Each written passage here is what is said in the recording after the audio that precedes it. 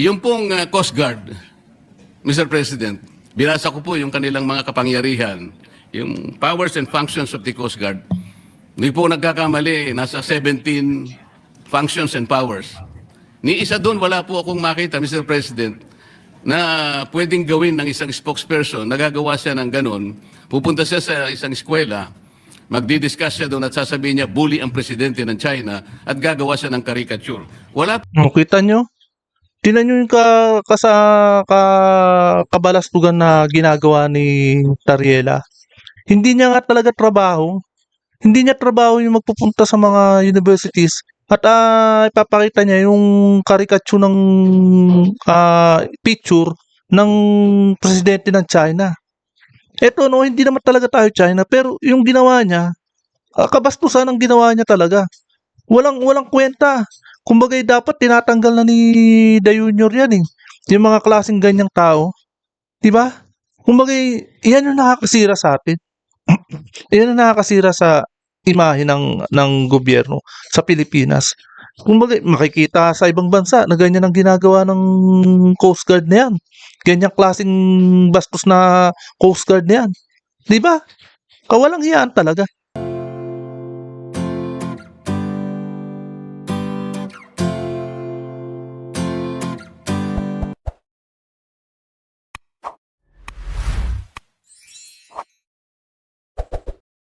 Ayan po, mga kababayan at mga kapatid, habang tumatakbo ang araw at panahon, ay lalong umiinit at lalong lumalala ang bangayan. Hindi lang sa ibang bansa tungkol sa pagitan ng China at Pilipinas, kundi dito sa Senado. Muli na namang nakatikim ng supalpal si Commodore Tariela mula kay Senador Marcoleta na alam naman nating hindi niya talaga trabaho yan. Itong gobyernong bangag na ito ay todo na hinahayaan niya lang na magkalat ng EBAC ang mga ahensya niya na kagaya ng Department of Tourism at heto nga yung sa Coast Guard, spokesperson niya. Dapat tinatanggal na ni The Junior itong mga taon niya eh. Malaki talaga ang idinulot na sugat ni Commodore Tariela. Siya lahat ang punot dulo nito, di ba? Na hindi naman niya trabaho. Wala siyang karapatan sa mundo ng pagpapahayag para sa mga ibang bansa na paratangan dahil kaya nga baka magresulta ito ng lamat. At syempre, wag naman sana na baka mapunta sa giyera. Hindi natin masasabi na baka may nakatutok na nuclear sa bansa natin ng China na wag naman sana. Nang dahil lang sa taryelang yan, kaya nga sabi na sa inyo na wala tayong sandata na panglaban sa China. Hindi tayo, kumbaga, hindi tayo handa sa lahat ng bagay pagdating sa mga digmaan dahil hindi naman tayo nakapag-ambag o kumbaga hindi tayo nakapag-ipon ng malalakas na sandata at hindi tayo nakapag-ipon ng maraming sundalo na dumaan sa training. Yung mga karamihan na makalalakihan sa ating bansa ay hindi naman sapat, kumbaga hindi na na-training sa pagkasundalo. Kukunti lang ang tao na sundalo sa atin. 'Di ba? Karamihan nagsisipag abroad at hindi na nag-i-stay dito sa Pilipinas. 'Di ba? Marami tayong kulang na tao na mga sundalo. Yan po ang realidad. Yan po ang totoo. Kaya ito po no, bago pong lahat, ay welcome po muna sa aking channel at muling nagbabalik ang inyong lingkod, Pads Press TV. Kaya panoorin po natin ang video ito sa pagpapahayag ni Senador Marcoleta. Interpellations closed. We recognize quickly for manifestation Senator Rodante Marcoleta. Senator Rodante Marcoleta is recognized. Thank you, Mr. President. Gusto ko lang pong magpaliwanag sa mga ilang bagay dahil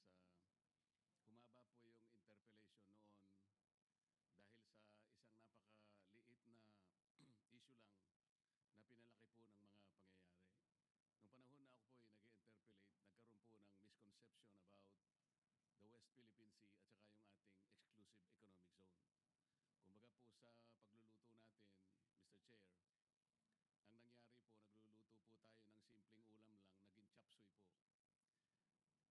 Mr. Chair, ang nangyari po, nagluluto po tayo ng simpleng ulam lang, naging chop suey po. At nung maging chop suey po, lalo pa pong lumaki sapagkat meron pa pong napakaraming mga tao ang sumausaw at naglagay po ng seasoning. Isa po sa taong sumausaw sa issue, Mr. President, yung dating Justice ng Korte Suprema, si Justice Carpio, at saka yung isang profesor yata ng Universidad ng Pilipinas,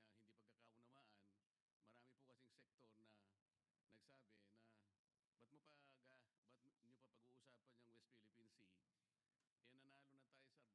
Batong Bakal. Napakasimple po ng gusto ko lamang pong matukoy noon, Mr. President, na dahil nga po sa mga batas na ginawa natin, nung dinidefine natin ang West Philippine Sea, isinama po natin yung Kalayaan Island Group.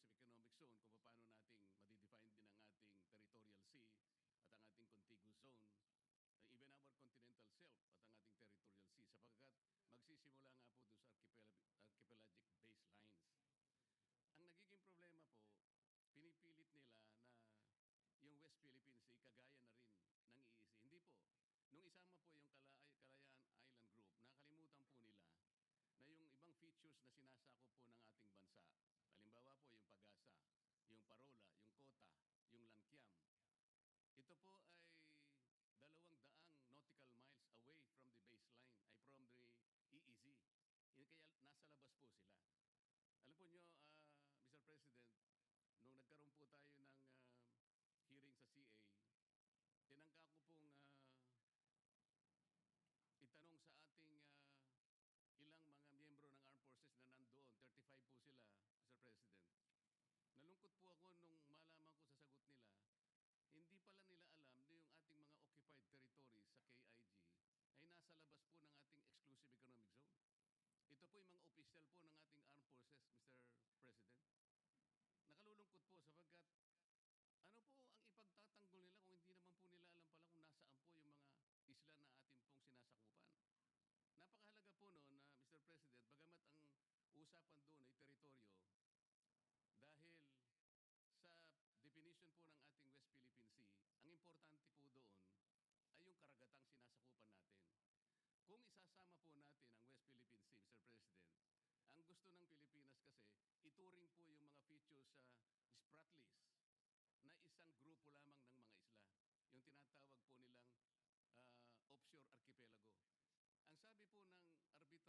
yung mga isla na ating pong sinasakupan. Napakahalaga po noon na, Mr. President, bagamat ang usapan doon ay teritoryo, dahil sa definition po ng ating West Philippine Sea, ang importante po doon ay yung karagatang sinasakupan natin. Kung isasama po natin ang West Philippine Sea, Mr. President, ang gusto ng Pilipinas kasi, ituring po yung mga features sa Spratlys na isang grupo lamang ng mga isla. Yung tinatawag po nilang offshore archipelago. Ang sabi po ng arbitral tribunal, Mr. President, hindi po ninyo magagawa yan, sabi niya, sa Pilipinas. Tama na kayo po ay isang archipelagic nation, ngunit hindi nyo magagawa yan sapagkat you will not be able to meet the requirements of land and water ratio.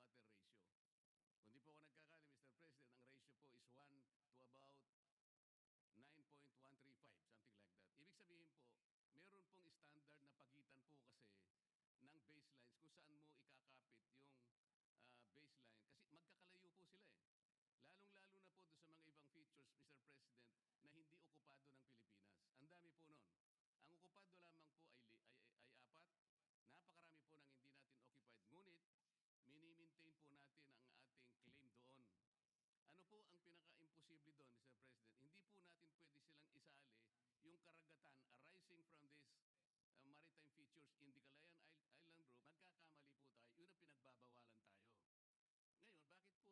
Magkakamali po tayo. Yun ang pinagbabawalan tayo. Ngayon, bakit po nung nag-hearing tayo sa CA, paano ko po nasabi na imposible yun kako doon sa representative po ng armed forces? May hirapan po kayo, imposible, dahil malalabag po natin ang napakaraming artikulo ng UNCLOS. Hindi po natin mai-enclose, hindi po natin makukonek yung territorial seas nung napakaraming features na yon na ating ino-occupy. Magkakamali po tayo at baka sakali, kung do that unless, sabi ko, we give up our itong KIG. Hindi ko po sinasabi na i-give up natin. I am only trying to reinforce the Kasi ang problema niyan, maraming bumabatikos ngayon kay Senador Marcoleta na makikitid ang utak na hindi talaga maintindihan ang talagang layunin ni Senador Marcoleta. Yan po ang talagang lalo na dyan sa Senado. Marami ang makikita ng utak dyan eh. Palibasa hindi mga, lalo na si Rizal Ontiveros. Lalo na hindi, palibasa hindi abogado eh. Hindi basta banat lang ng banat. Basta magkaroon lang ng optics para sa 2028 presidential ano niya, pangarap niya maging presidente. Ganun lang siya eh. argument na hindi at imposible nating gawin. Sapagkat atin yung teritoryo, pero sa tubig, hindi po natin pwedeng itagos yung mga baselines dahil magkakasala tayo at lalabag po tayo sa UNCLOS mismo. Ang dami po ngayong mga gumagawa ng kung ano-anong salita. Sumama na nga po yung napakaraming tao na sinasabi ko i-give up natin ang KIG. Mr. President, kahit kailan hindi ko sinabi yun. Teritoryo po yun, land features po yun, hindi sakop po ng arbitral tribunal. Ang Oo, lalo na tong GMA7, lalo na yung mga mainstream media na yan. Pinapakalat nila eh. Balita ng balita, marami raw galit kay Senador Marcoleta dahil ano na rin tayo sa China, pinapaubaya. Napaka fake news ng dating ng mga mainstream media eh. Lalo na tong GMA7. sakop lang po ng tribunal, yung tubig po, kaya lang magkaintindihan tayo. Hindi ko sinasabing hindi atin yon. Teritoryo na natin yon dahil occupied na po natin yon. Ngunit ang pinag-uusapan lang po, yung tubig nila, hindi natin pwedeng i-connect doon sa ating exclusive economic zone. Kasalanan po yun. Mali po yun. Kaya yung nagsasabi po na, ayun po, dahil ina-advocate ko raw po na i-give up natin. Saan naman po kayo nakakita ng ganun, Mr. President? Ang dami pang AIs ngayon. Nabanggit na rin po kanina. Senador po kami daw. Kami po ay mga traidor.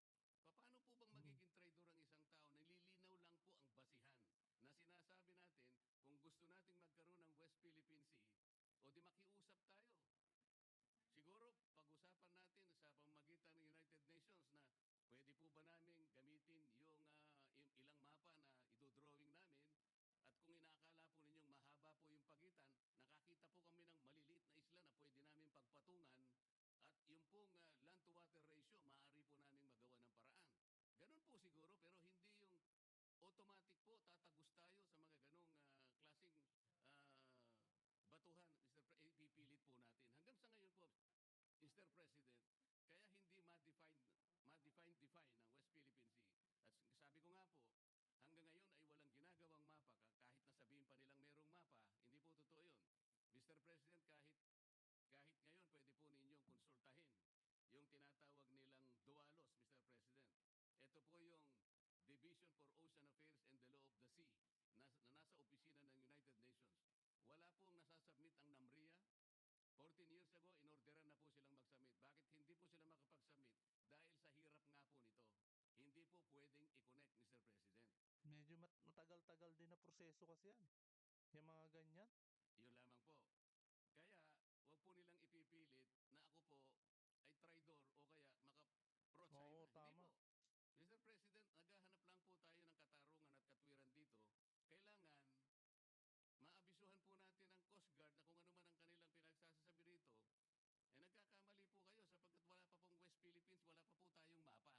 Ang West Philippine Sea, nagkakaintindihan pa tayo, gusto nating gawin, gusto nating i-drawing, pero pagsikapan po natin kung paano natin talaga i-drawing sa harap ng napakaraming legal impediments na nakaharap sa atin.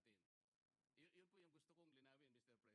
Ngayon, kaugnay po doon sa pagbobotohan natin ngayon. Kagaya po na sinabi ni Senator Cayetano, Mr. President.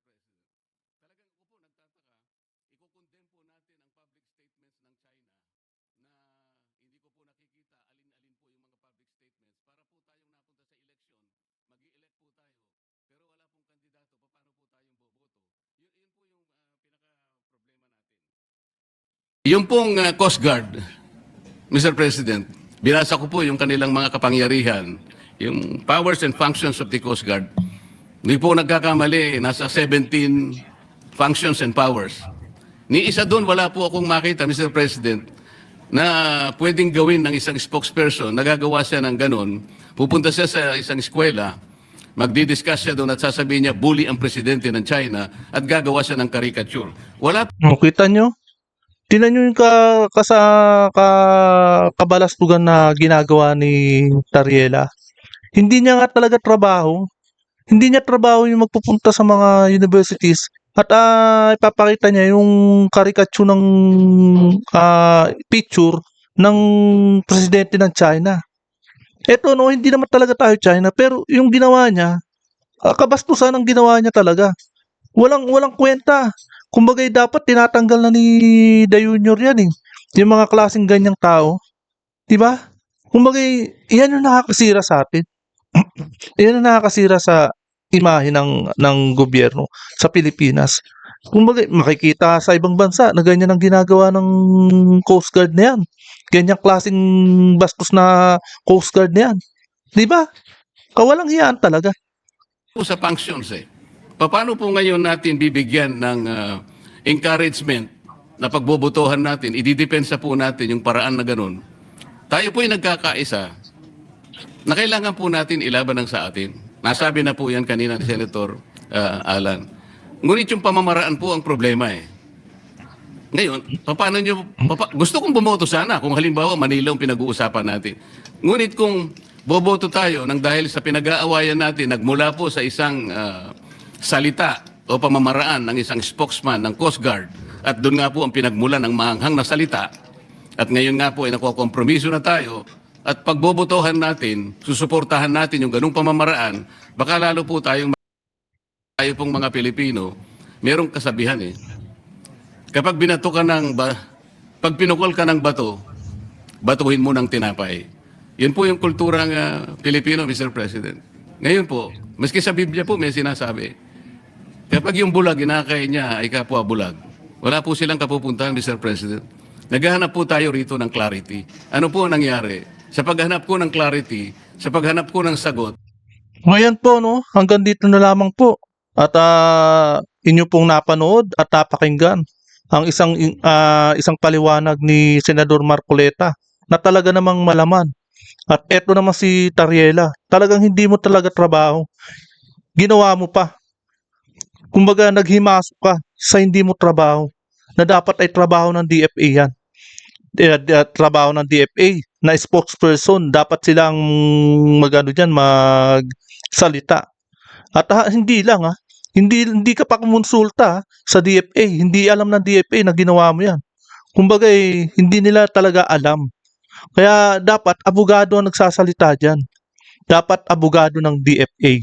Kaya ito po no, isang malaking kabalastugan ang ginawa ni Tariela. Sa totoo lang. Kumbaga gumagawa pa sila ng resolution itong mga senador na bumoto ng 15. Nako, walang hiya talaga. Kaya ito po no, hanggang dito na lamang po. At kung hindi ka pa nakapag-subscribe, please subscribe my channel para lagi kang updated sa bawat upload ko. Maraming salamat po.